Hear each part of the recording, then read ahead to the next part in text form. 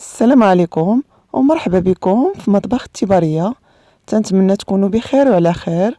اليوم ان شاء الله غادي نشارك معكم تحلية بالتفاح بدون فرن، خفيفة وسهلة وبمكونات بسيطة وبشكل ومذاق روعة. وبسم الله على بركة الله. اول حاجة غادي ناخدو تفاحة ونقشروها ونقطعوها، وغادي نديروها في الخلاط الكهربائي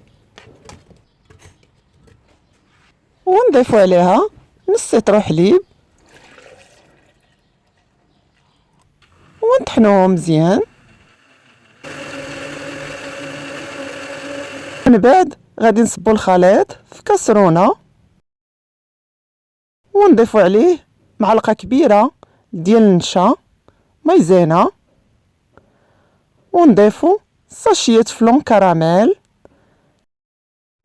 انا درت الفلون اللي فيه السكر، الا درتو الفلون اللي بلا سكر غادي تزيدو 2 معالق كبار ديال سكر سنيده، ونخلطو الكل مزيان على البارد باش نتاكدوا ما يبقاوش حبيبات او تكتلات.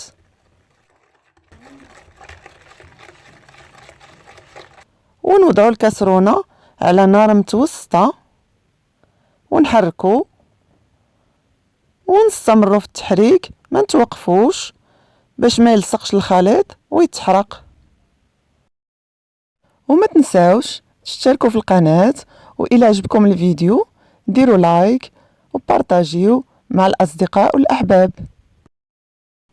وملي يبدا الخليط يغلى ويبان بحال غادي يفاد نطفيو عليه النار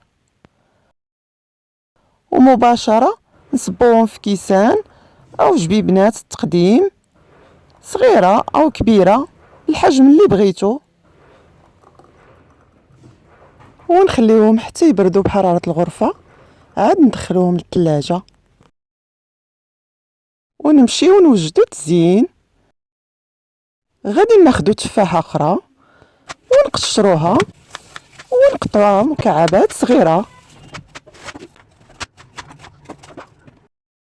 وفي مقلة وعلى نار مهيلة غادي نديرو معلقة صغيرة زبدة حتى تذوب، ونديرو التفاحة اللي قطعنا مكعبات صغيرة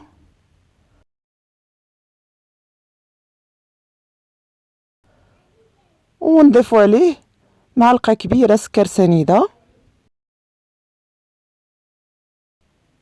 ونزيدو واحد العصرة ديال الحامض، ونخليوها واحد شوية حتى تدبال كما تلاحظوا. واخر حاجة غادي نضيفو واحد نص معلقة ديال القرفة.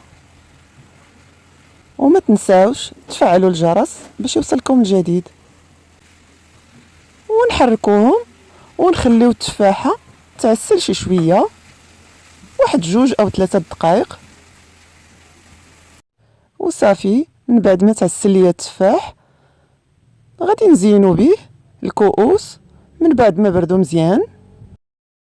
وطريقة التزيين كتبقى اختيارية، كنضيف لهم هنايا شوية المكسرات.